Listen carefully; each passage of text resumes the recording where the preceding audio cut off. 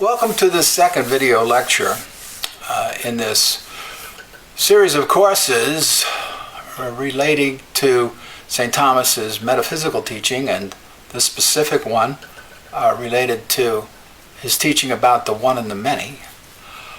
I'm going to divide this lecture into two videos.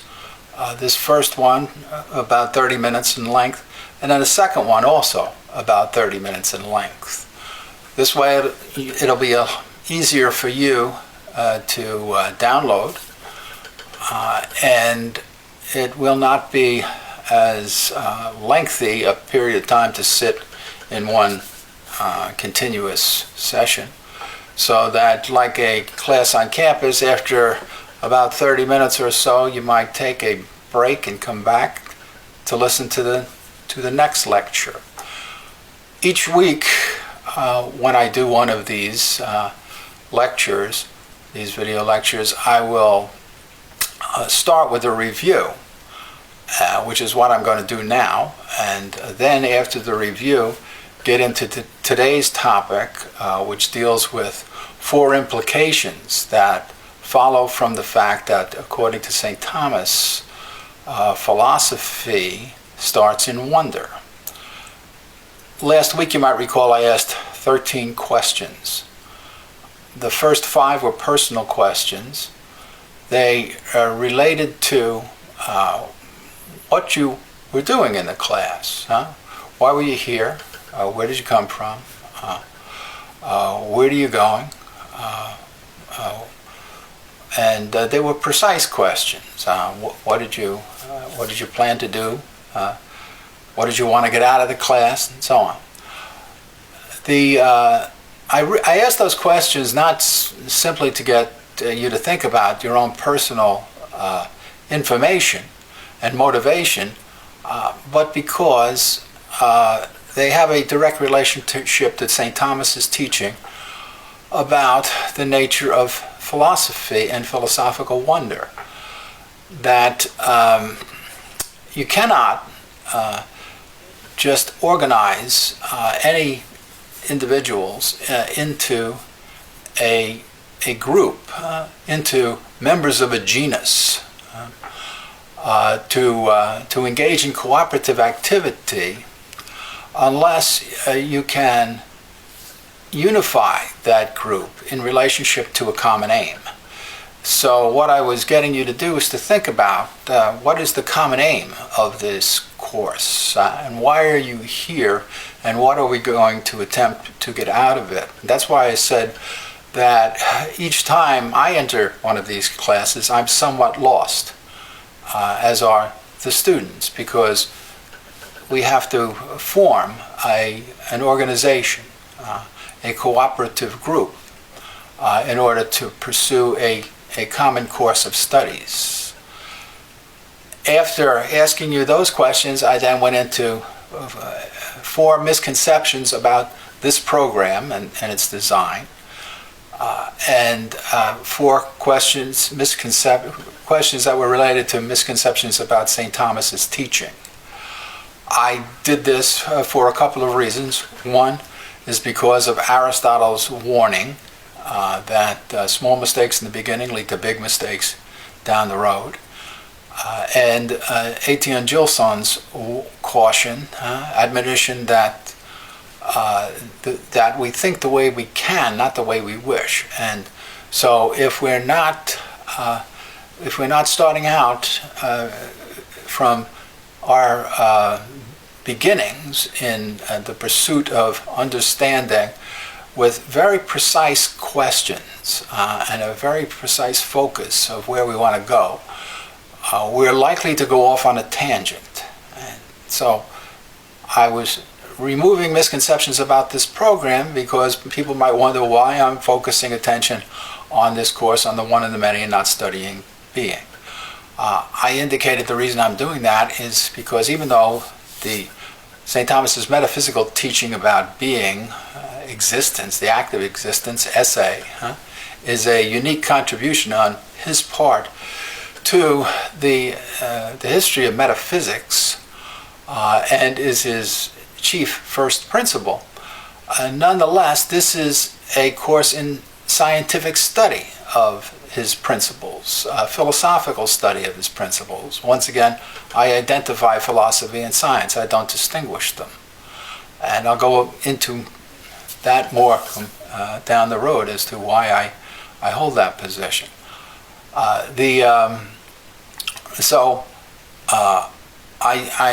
Because according to St. Thomas, science focuses attention on the study of a genus, which consists of a relationship, an opposition actually, between a one and a many, and between opposites. I include in this course of studies teaching about opposition, teaching about the one and the many, and other issues related to unity and to opposition and the nature of a genus and so on. I also include in it all of the transcendentals, aside from unity, and their opposites, one and the many, because for St. Thomas, a philosophical or scientific study involves not only a study of the chief subject, but also its opposite, like medicine studies health, its chief subject, and disease. Politics studies war and peace. The ethics studies virtue and vice. So metaphysics studies unity and multiplicity, being and non-being, good and evil, and the truth and falsity. And truth has more than one opposite, as does, in a way, other metaphysical principles that are extensions of primary metaphysical principles. So that's the rationale behind the general approach to the courses that I gave in the review last week, and in this review of the review that I'm doing now. The last four questions dealt with St. Thomas, misconceptions about St. Thomas's teaching, and whether or not he considered philosophy chiefly to be a system or a view, and whether or not he considered philosophy why he considered philosophy to involve work, even though it's a speculative discipline, and a fourth question on whether or not philosophy starts in wonder, a most crucial one related to today. Regarding the notion of a logical system, I pointed out that the danger, there's a real danger in considering philosophy to be a logical system. It will incline people to mistake St. Thomas's teaching about analogy, to misunderstand his teaching about predication in general, that is, the way we use terms, how professionals talk. Because the way logicians talk and the way scientists talk, philosophers talk, is not identical. As St. Thomas says, the genus of the philosopher is not the genus of the logician. Philosophers are chiefly studying natures, not abstract essences. They're studying the natures of things understood as being causes. And logicians tend to abstract from that. The language of philosophy of science is analogy. The language of logic is univocity. So you'll misunderstand those notions. Why Aristotle includes four causes in scientific explanation, you will not understand.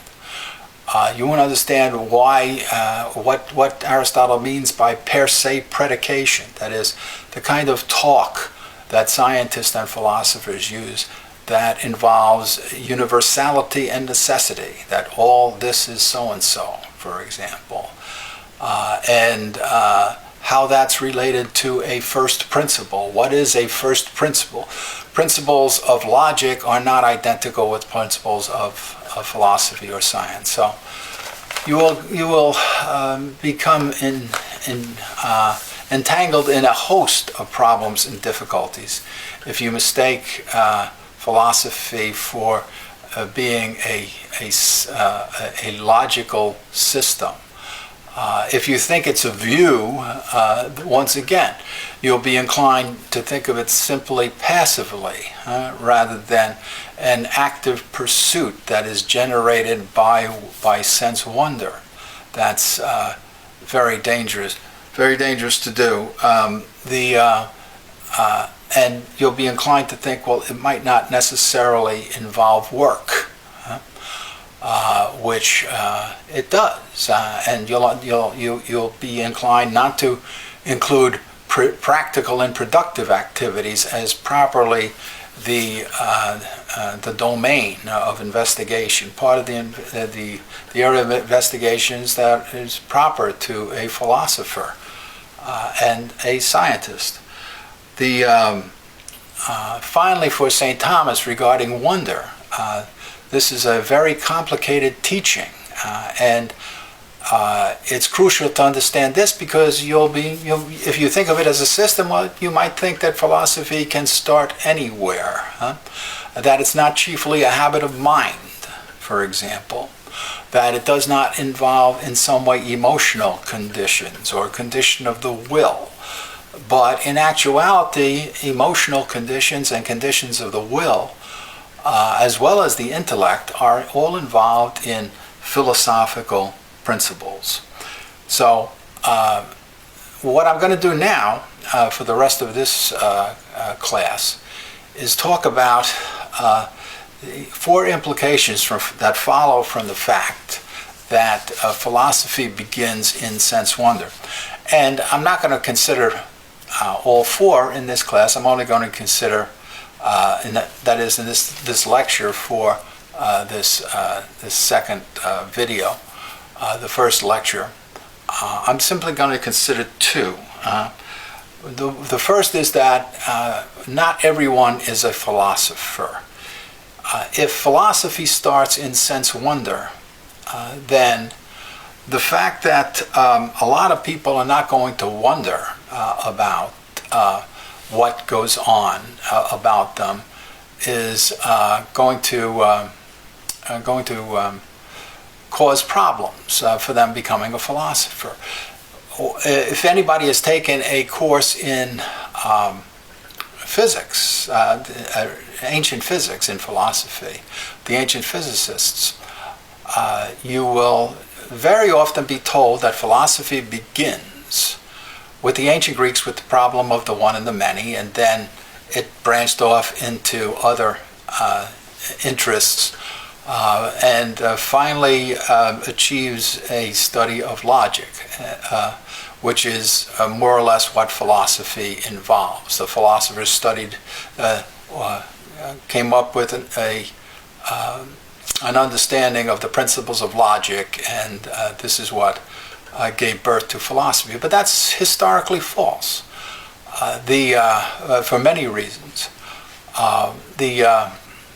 The first of which is that the problem of the one and the many is not just the property of these early physicists. It's the chief concern of all of the major philosophers from Thales up to Plotinus. All of them are chiefly concerned about the problem of the one and the many. The opposition between a one and a many is the chief concern. It's the subject of study for the whole of philosophy, for the ancient Greeks.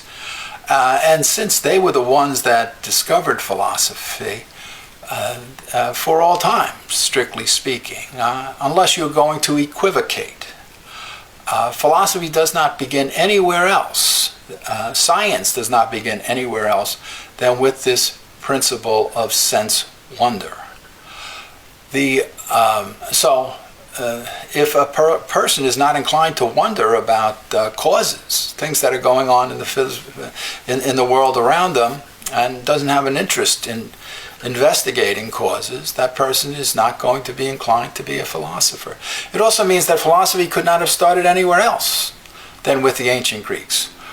While a lot of people are interested in wondering about things, not everybody wonders philosophically. In a way, or analogously, Aristotle says that even the poets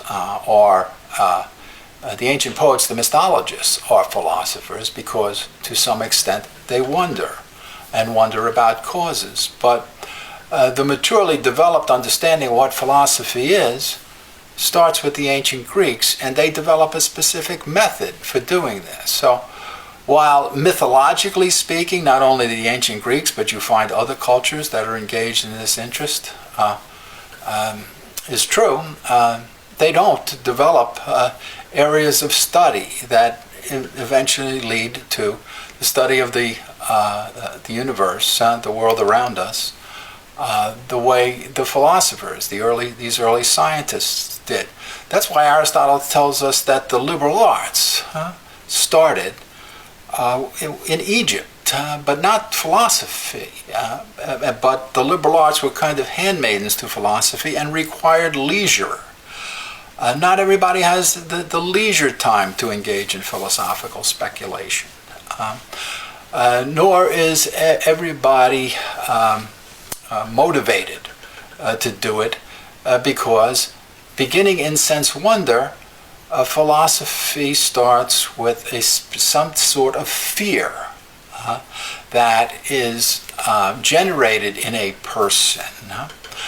Fear is an emotion.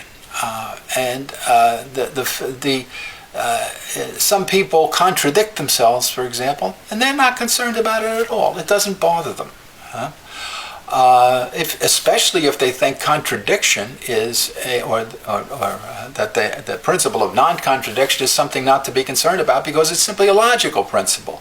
It just governs the way we talk. If, on the other hand, it is chiefly a metaphysical principle, which for the ancient Greeks it was, then some people will realize it is something to be concerned about because it indicates that you could be in danger in the way you act by not understanding that you're doing something that involves a fundamental opposition. If you think that the only kind of opposites that exist are contradictory opposites, so that if one thing exists, another thing can't, and that's just a way of talking, then philosophical wonder is something that cannot be generated. So you have to understand not only that opposites exist, but different kind of opposites exist in order to wonder. You have to realize that there's such a thing as real contradictions and apparent contradictions. Now, this realization for the ancient Greeks took hundreds of years for them to develop. If you go back to the ancient poets, it took much longer than that. You could say that it involved several hundred years at the least. But it's not until the time of Parmenides, after Parmenides, that this principle of non-contradiction starts to become aware to the ancient Greeks, and it was not the philosophers, strictly speaking, who become first conscious of it, but the ancient sophists, who I would maintain were not philosophers. That strictly speaking, sophists and skeptics cannot be philosophers. Although sophists can wonder, but they don't wonder for the same aim that philosophers do. So a person who does not fear apparent contradictions, even a person who recognizes that apparent contradictions and real contradictions are not identical, is a person who is not capable of becoming a philosopher. To be a philosopher, you have to have some convictions about the reliability of your sense faculties, as well as your intellectual faculties, or faculty. You have to be convinced that there's a truth in things that is knowable by you as an individual human being, and that your faculties are reliable to understand the way in which things around you are organized.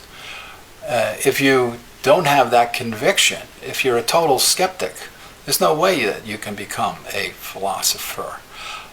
And if you don't have any desire to wonder about oppositions, apparent contradictions, because you don't think there's anything dangerous about being engaged in exercising contradictions or being confronted by them, then the impulse to satisfy, to resolve apparent contradictions is not going to arise.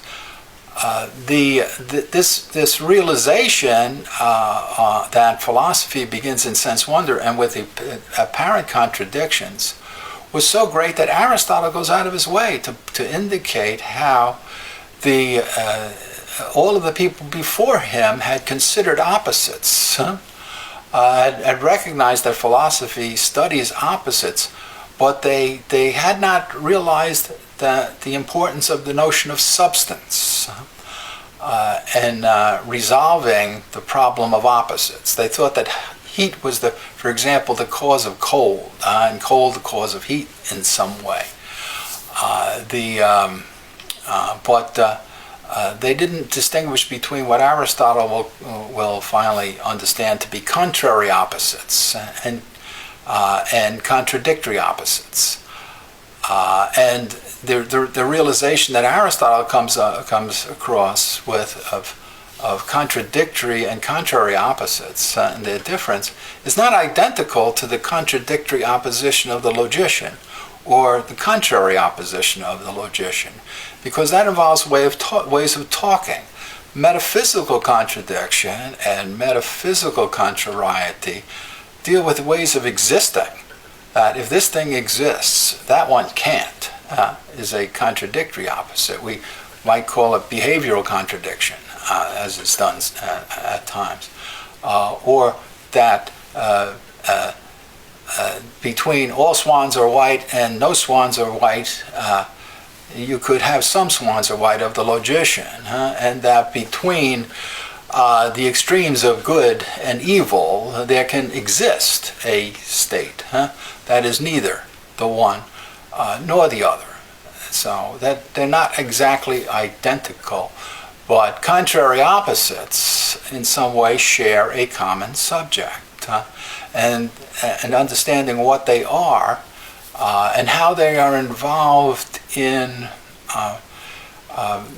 being able to generate the nature of philosophy has to do with the nature of causes of action, which for Aristotle involve a union of opposites, like form and matter plus qualities and quantity and so on.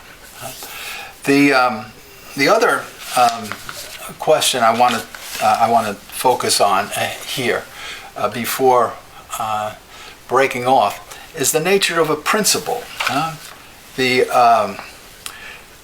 and why the principle of non-contradiction is too generic to be a first principle of philosophy.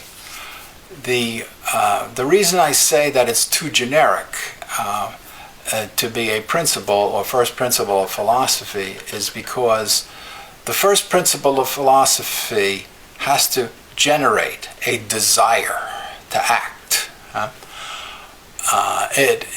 Philosophy is a habit, a psychological habit, a complicated psychological habit. It involves intellect, it involves will, it involves emotions, it involves fear, it involves hope, plus, beyond hope, conviction about knowing things about yourself and about the world around you. The principle of non-contradiction is a crucial principle for possessing any kind of knowledge. But to be a first principle of philosophy, you have to be a proximate principle. You have to be that which generates this subject here, not the desire to know, for example, or to avoid making mistakes. Just avoiding making mistakes doesn't necessarily incline you to avoid making philosophical mistakes and to hunt for the causes of things. So it's important to understand the difference between a principle and between a first principle and a scientific or philosophical principle. For St. Thomas, a principle is that which becomes before something that follows after it. It's what follows in a sequence. It's the prior that precedes the subsequent. He tells us that we come up with our idea of a principle by observing, in the sense world, sequence, like in time and seasons. So anything that comes before something else can be a principle. The past can be a principle, the future can be a principle, the present can be a principle. Anything that is a starting point for being, becoming, or knowing is a principle. So you can have principles of logic. You can have principles of chemistry. You can have principles of business and so on, business principles. And all they are, for St. Thomas, strictly speaking, is starting points, that from which something else proceeds, which is not identical with a cause. While all causes are principles, not all principles are causes, because a cause adds something, which I'll talk about later on, to the notion of a principle. As far as the difference between a philosophical principle or a scientific principle and a first principle is a proximate principle. It's used in an analogous way, but when used to a first principle is in some way prior to another principle. There are many ways in which things can be prior. When used of philosophy or science, the first principle is the proximate principle, like in Socrates. The habit of philosophy is the first principle of his philosophizing. In Archimedes, the habit of mathematics is the habit that is the first principle, a first principle of him engaging in mathematical study. St. Thomas talks about God and the devil as being first principles when going into his treatise on law, and his proing to his treatise on law. In his Summa, God being the first principle of all moral good, and the devil being the first principle of all moral evil. So he talks about God also being a metaphysical principle. If you think that principles are simply premises, you're not going to understand any of these notions, because, once again, the ancient Greeks didn't come up with the notion of principle from logic. Any more than they came up with the notion of unity from mathematics, but from something else. Welcome back to this Video lecture 2, the second video of this second lecture, where we're talking about some of the implications of the fact that philosophy starts in sense wonder, and about the dangers of mistaking the principle of non-contradiction with the first principle of philosophy. This is not to say that the principle of non-contradiction is not crucial. Of crucial importance it is. But it's the first principle of all intelligible speech. And therefore, if you violate it, you can say nothing comprehensible to anyone, and it should be of concern to people who violate it. But if people think that the principle of non-contradiction is a logical principle, and that it doesn't govern what happens aside from what happens in speech, that it doesn't relate to things that go on in the universe around us other than simply the way we talk, then people will not care at times. They might see the danger in contradicting themselves as far as communicating intelligently with other people, or even to themselves, but and they might recognize some fear exists in themselves regarding violating it, but they might also be not concerned about it at all. In fact, they might glory in it, like some people tend to do, because they think, well, it only governs speech, or they might say that in reality it's actually like some Hegelians do, or all Hegelians do actually, if they're being loyal to Hegel, would maintain that it is the principle of development and a necessary and essential element of philosophy and scientific progress, of science itself, considered in itself. So the principle of non-contradiction is not capable in and of itself necessarily of generating the kind of sense wonder that gives birth to philosophy. This is a very complicated psychological activity. I'm going to talk about it more, and precisely why the principle of non-contradiction can't generate it. But I just wanted to review some of the reasons why the principle of non-contradiction is not adequate to explain this principle of philosophy. It's a more primitive principle, and you might say it's the foundation for the principle of common sense. That is, before people can philosophize, before they can engage in sense wonder, they have to have certain convictions about things that they know, and this is established by this principle of non-contradiction. This principle of non-contradiction is involved in this as a more primitive metaphysical principle, or not in the sense of philosophical metaphysics, but what people very often call common sense.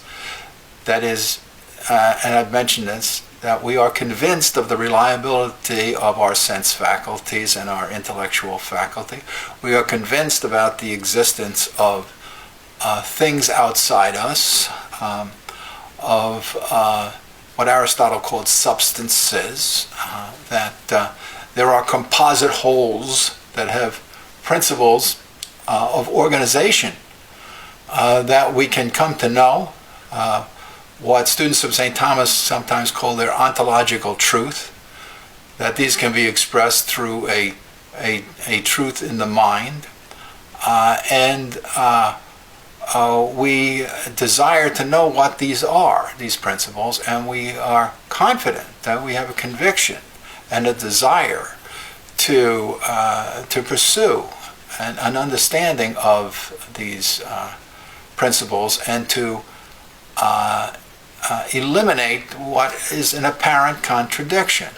It was only when the ancient Greeks realized that there was a difference between contradictory opposites and apparent contradictions, when they started to develop a teaching on contrary opposition and realized that not all oppositions in the physical universe are contradictory opposites, that they came up with a principle that would enable them to develop philosophy in a mature way. That's why Aristotle is so enthused about his discovery that substance is able to explain how a single subject can possess opposites in the same part of itself simultaneously. Like Socrates remarks a couple of times in his dialogues, I think in the Phaedo, for example, about how pleasure and pain can be located in the same part at the same time, and how odd this is, that Aesop should write a fable about this. In his Republic, Book 7, Plato will go into an elaborate exposition about the development of philosophical wonder and how this arises from what he calls provocative thought. And the principle of non-contradiction in and of itself doesn't necessarily provoke thought. You might say that the principle of contrariety doesn't necessarily do this either, but it makes possible for it, and it makes intelligible how the principle of sense wonder can generate philosophy, because philosophy arises from fear, and fear contains hope. As St. Thomas says, fear is of the future, the possible, and the difficult. And for this reason, he says that there are three groups of individuals who tend to be primary examples of hopeful people. He identifies these as young people, drunkards, and fools, because that for which we hope is of the future. It's something we consider to be possible to achieve, and it has to be difficult.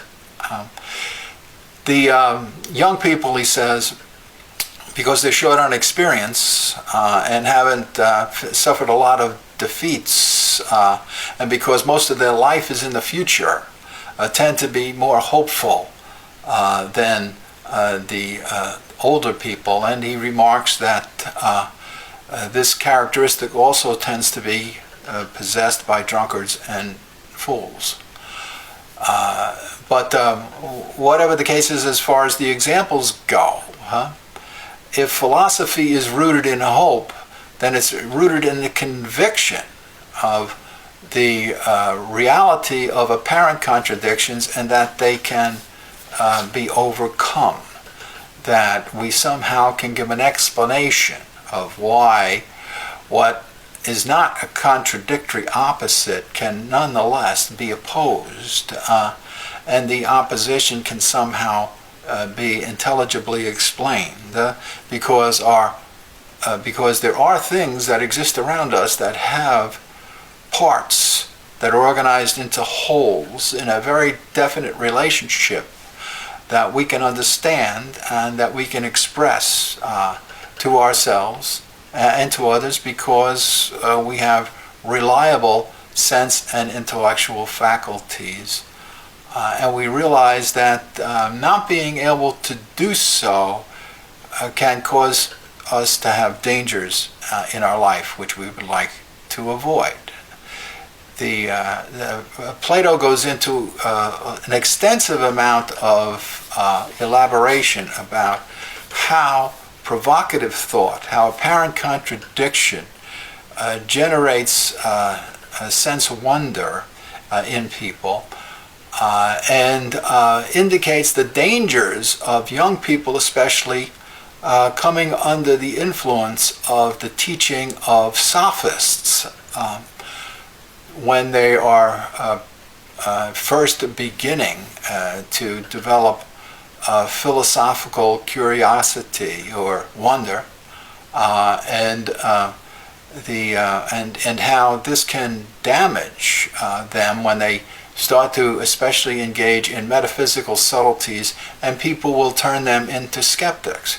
Now, if philosophy starts in sense wonder, anybody who does not trust the sense faculties as in some way reliable, who doesn't trust the human intellect to be able to arrive at truth, who does not accept the reality of the analogy of truth. These three principles appearing to be the what most of us, I think all human beings have a primitive understanding of as common sense. It's a kind of pre-philosophical metaphysical awareness that we understand is presupposed by anybody who engages in scientific or philosophical investigation. It was because of their common sense awareness of the truth or the analogous unity of truth that the ancient Greeks and the Romans, taking over from the Greeks, did not consider anything other than sense wonder as the first principle of philosophy for all times. So one of the major implications of this realization is that nothing else can replace this as philosophy's first principle. That philosophy is precisely curious about the kinds of organizations that exist within things, and that the first experience we have of these different types of organizations, that like the universe itself, and the parts and the wholes that are organized in smaller parts into slightly larger wholes, and slightly larger wholes into as parts of bigger wholes, constituting the cosmos or the universe. This reflection on the universe and the kind of part-whole oppositions that exist within it, and the recognition of the importance of knowing this in order to gain scientific understanding, was what motivated the ancient Greeks to develop philosophy in the first place.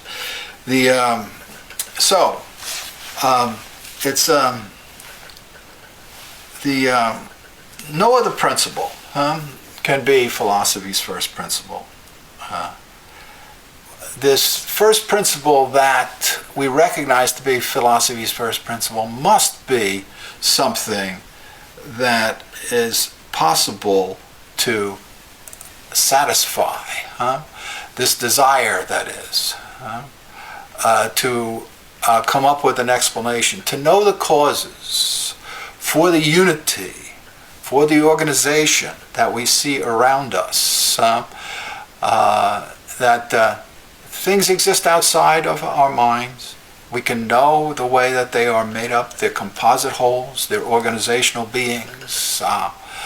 That's the starting point for philosophy. So absolute skepticism, total skepticism, or even skepticism as such, and sophistry, rhetoric for the purpose of simply getting advantage, taking advantage of other people, cannot possibly be the foundation of philosophy or science.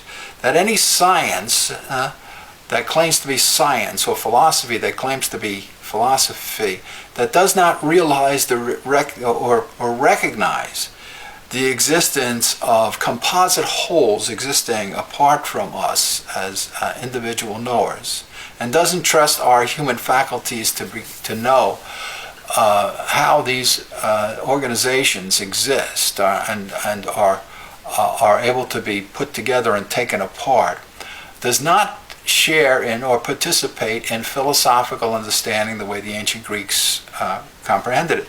This is why the ancient Greeks would not think about asking the question of can something exist outside of my own mind? And can I know it? That's not a philosophical starting point. That's a precondition for never being able to engage in philosophical reasoning. For the ancient Greek, it would come across as an absurd question. Do things exist? Of course. They always had, and they always will. And you're part of the things that exist. That's the way that they would have comprehended it. So once you answer that question in the only way that common sense can answer it, then you can do philosophy. If you get busied in the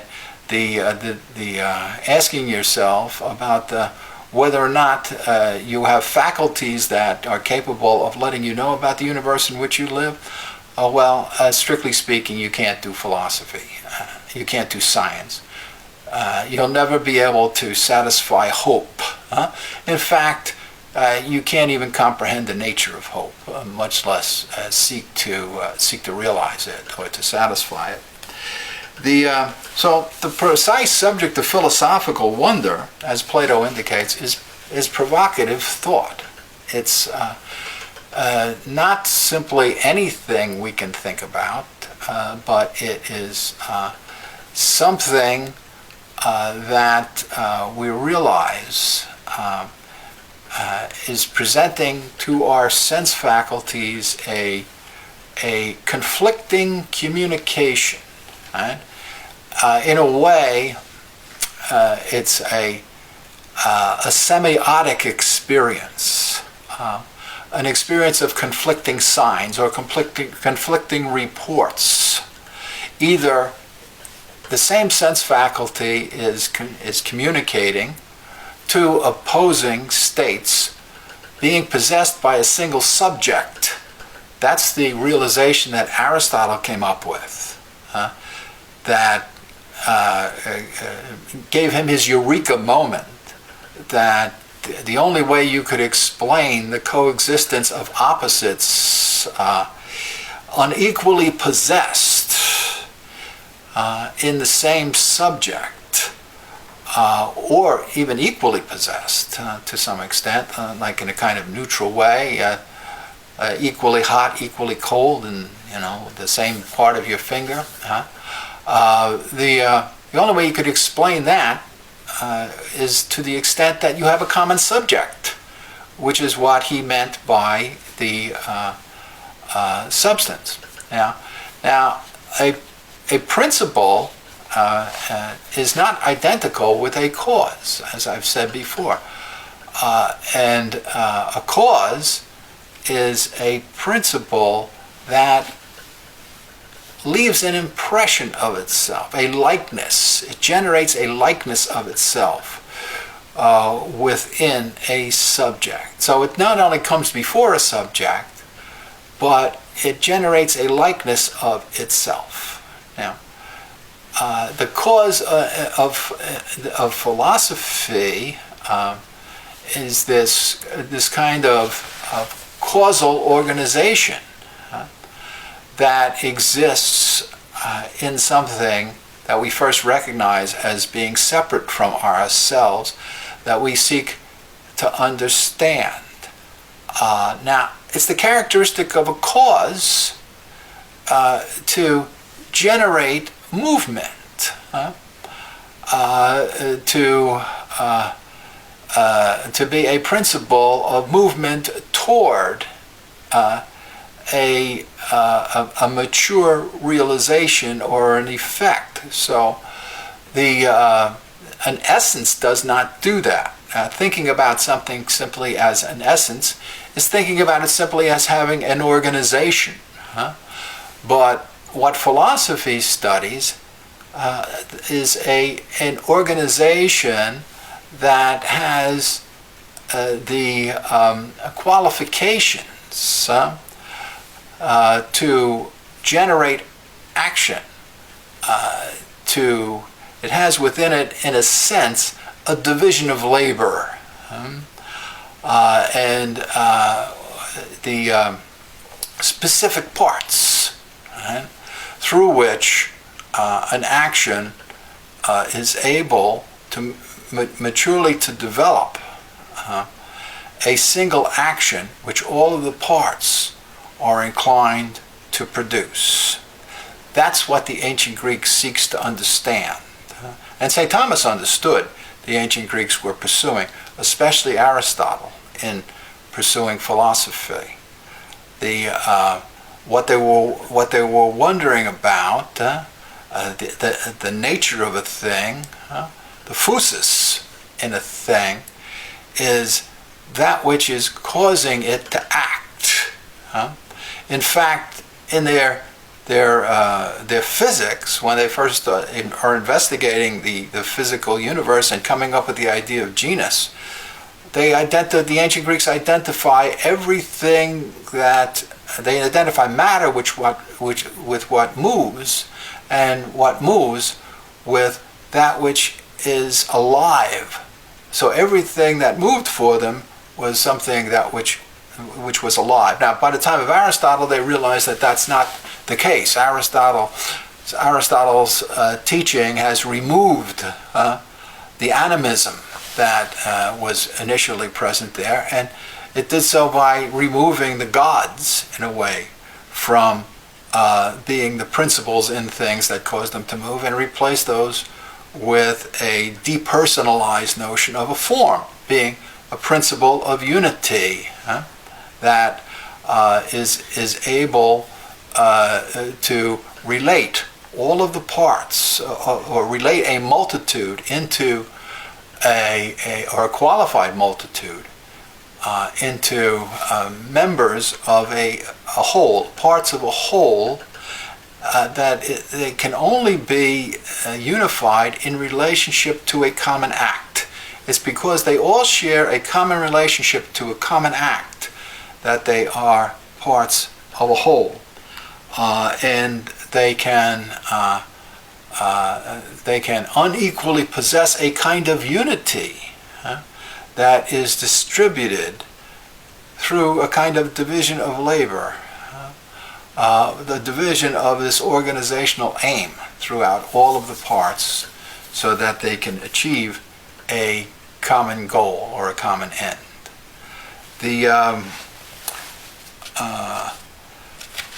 For that, I think is a good summary of the different principles that are involved in sense wonder for the ancient Greeks, and why it's so important to understand this principle and not to mistake it for anything else. If you don't realize this universal appeal of sense wonder throughout the ancient Greek experience with philosophy, you're going to take the wrong starting point for philosophical reasoning. It's even true in Plotinus, who starts his very complicated teaching about the one and the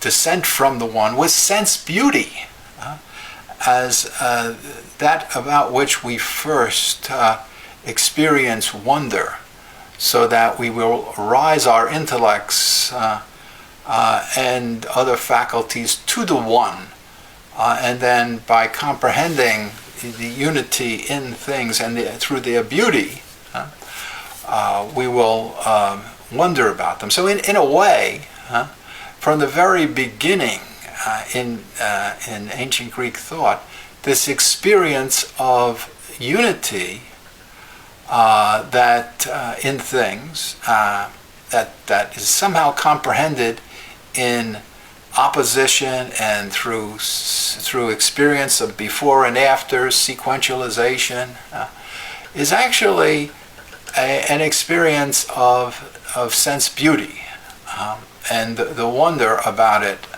in the physical universe. But I'll get into more of that in subsequent lectures.